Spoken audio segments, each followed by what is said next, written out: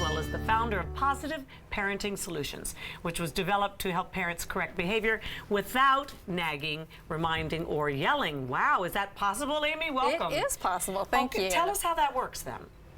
Well, it was interesting in the clip. You noticed that it was all over the place. It was all over the board. Right. And I think that's what happens so often with parents. We tend to use these one-size-fits-all strategies, and then maybe they're not really that effective, and then so we get into the nagging and reminding and yelling.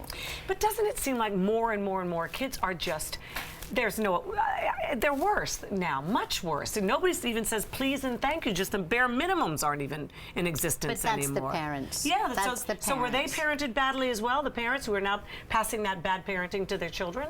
Well, sometimes that is the case. You know, we repeat the strategies that our parents used for us, and for better or worse, we see how that goes. But what we know is that children misbehave for two primary reasons. One is for attention, and the other is power. So if we're not proactively filling their attention basket in positive ways, they're going to act out with negative attention-seeking behaviors like whining and clinging. And the same thing with power. If we're not giving them positive power by letting them make choices and do some things on their own and really have some control over their life, then we see those power behaviors like backtalk and disrespect and not listening. But every child is different and unique. And what works with one child may not work with the next child. It's incredible how different they can be. They are. So what do you do with a child who just throws tantrums all the time, no matter what, if you take their eye, everything? What do you do? Put them in reform school? Well, before we resort to boot camp. There are 5 R's, right? You've got. There are. Now, again, so when you talk about tantrums, yes. And very often our gut reaction for a tantrum is to stop the tantrum or try to talk them down off the ledge. Yeah. But that just reinforces the behavior. Makes it worse. It does. So for tantrums, you want to just disengage. I always tell parents, your child has a right to have a tantrum, but you have the right not to participate. So just let them do it, even if you're in the middle of a restaurant or Bloomingdale's or something? Yeah, they have to be in a safe place, but as long as they're in the safe place, you want to walk away, disengage, let them have their tantrum. After a day or two, not a constant tantruming, right. But once they have 1 or 2 tantrums like that and you respond in that way, it'll just start to diffuse. So most of the time, if the parent's trying to diffuse it, it's because they're afraid of what other people are thinking around them. Did your kids ever throw tantrums? Oh, yes.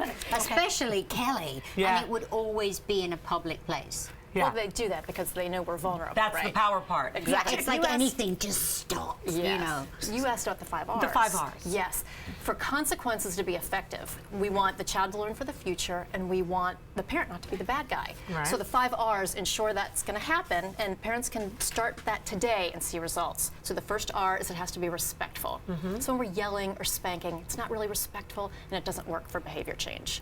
The second R is it has to be related to the misbehavior. So a young child, if they refuse to brush their teeth, the related misbehavior is, well, you can't have snacks or sweets the next day. And stick to it. That's the worst thing you can do, right? Yes. Yeah. Not you don't be stick consistent. to your guns. Don't say it unless you're going to do it. That's Follow right. through. All right, and the third third one? R is that has to be reasonable in duration. So for a 4-year-old, it might be, they lose a privilege for a day. For a 14-year-old, it might be a week.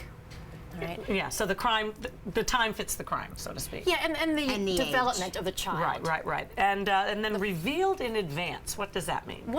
It sounds kind of self-explanatory, but it's the one parents most often miss, because very often the child misbehaves, and then we come in after the fact with a punishment. But what we want to do is reveal it in advance. So for video games, for example, our rule is when I ask you to turn off the video game, you need to turn it off right away. Now, if you choose not to do that, I need to let you know that you're going to lose your video privileges for the next week. So we've revealed it in advance. The child knows full well what the rule is and what the consequences. You set the rules ahead of time. Okay. But then they choose. And the last one is repeated back to you. Right, and that's how you close the loop. So I would say, just so we're clear on the rule, repeat back to me what our rule is and what the consequence is. So then they repeat, well, then I'll lose my video privileges for a week. Now it's totally on their shoulders if they will make the appropriate choice or not, and you can't be the bad guy. But don't you think it's human nature not to do it? Well, that's apparently a little in your bit of family. the power. Not mine. AMY McCREADY, thank you very, very much. Lovely to meet you.